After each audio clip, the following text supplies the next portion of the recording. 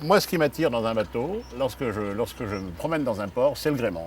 Parce que je pars du principe que lorsqu'un bateau a un gréement élégant, automatiquement, en général, la coque est bien. Donc je pars de la tête de mât, je descends tranquillement, ça me permet de visualiser le gréement courant, l'état des voiles et si le bateau est entretenu ou pas. Et après, je descends au niveau de la coque. Bon, ce bateau, c'est un Delair 34, il a un joli gréement. Je vois qu'il a une housse d'enrouleur de phoque, il a un taux de grand voile type Lazy Bag, donc c'est un bateau a priori qui semble bien entretenu. La coque est jolie. Le pont est un petit peu usé, bon, c'est la maladie de ces bateaux-là, c'est normal. Le bateau en général a un bon aspect, le bateau, disons, extérieurement présente pas mal. Donc je monte sur le bateau, premier réflexe, ça va, le chandelier est correct, il bouge pas. Pas de faïençage au niveau du passage des embases de chandelier dans la lisse de pont, c'est important. Petit coup d'œil sur les cadènes, pas de faïençage également. Je continue machinalement mon contrôle de bonne tenue des chandeliers, c'est un gage très important au niveau de la sécurité. Je regarde le réflexe, est-ce que les fixations de balcon sont bonnes? Je jette un œil en même temps sur la cadène plafond. Le balcon n'a pas d'impact a priori. L'enrouleur, c'est un enrouleur de qualité. Je continue. Chandelier.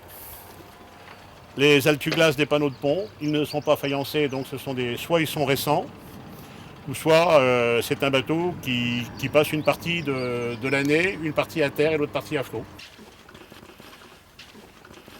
Toujours les chandeliers.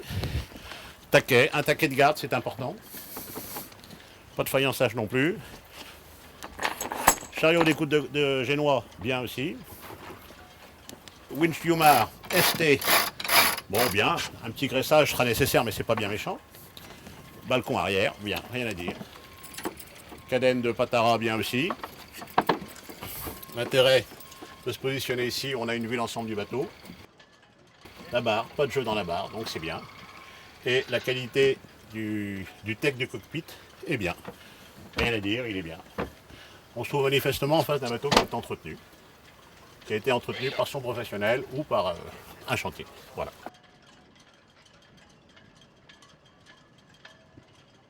Et maintenant que j'ai eu un visuel du pont, bon le pont me plaît bien, j'ai vu la coque nécessitera un nettoyage et un petit polish, ça ne lui fera pas de mal.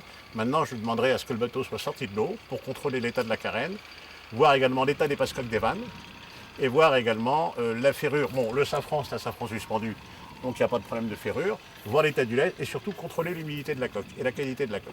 Voir s'il n'y a pas de problème éventuellement d'osmose, voir si le bateau a une certaine hydrose, ce qui est normal, parce que tout bateau restant à flot a une certaine humidité. Voilà. Je demanderai à un chantier, au chantier traitant en général du bateau. Bon, si le bateau est mis à terre tous les ans pendant 4-5 mois, a priori, il n'aura pas d'humidité. Si c'est un bateau qui reste à flot pendant une dizaine d'années, c'est normal qu'il y ait une certaine humidité au niveau de la coque.